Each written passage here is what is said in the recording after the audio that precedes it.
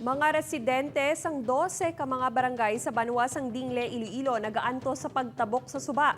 Tugas ang wala sa gihapon na kay o nga taytay sa lugar. Mga pumuluyo nagasakay na lang sa balsa agud makatabok sa suba.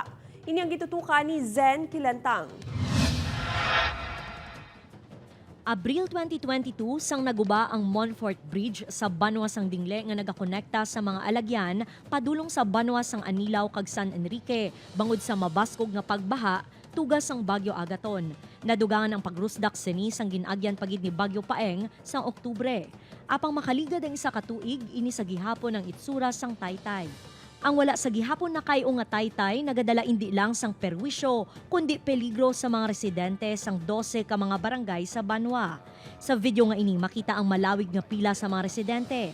Bata man o kun tigulang, estudyante o kun empleyado, adlaw-adlaw ginaagunto ang malaba nga pila agud makasakay sa balsa kag makatabok sa suba. Kalaing gid sang epekto tungod nga maperwisyon ang imo nga kwan, ang imo nga schedule. Tungod nga kung ako maglibot ka pa sa pinakabalang ka barangay, bawti tama ikalayo tong libuton mo ginto. Magluwas sa mga taga-Dingle, pati mga taga-Anilaw kag San Enrique nga nagaagi sa lugar, apektado man. Nagwantala, bisag nakulbaan ko, sige tabo ka, may obligasyon ka sa Banwa.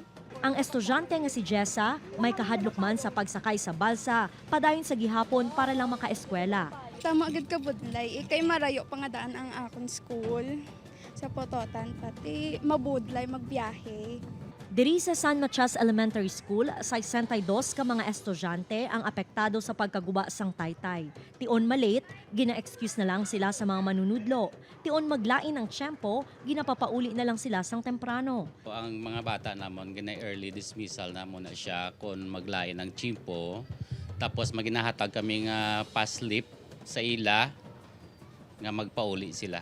Nga mga ma-identified namon nga mga learners. Paathag sang DPWH Iloilo 2nd District Engineering Office na delay ang proyekto bangod sang masami nga pag-ulan, pagtaas sang tubig sang suba, kag problema sa right-of-way.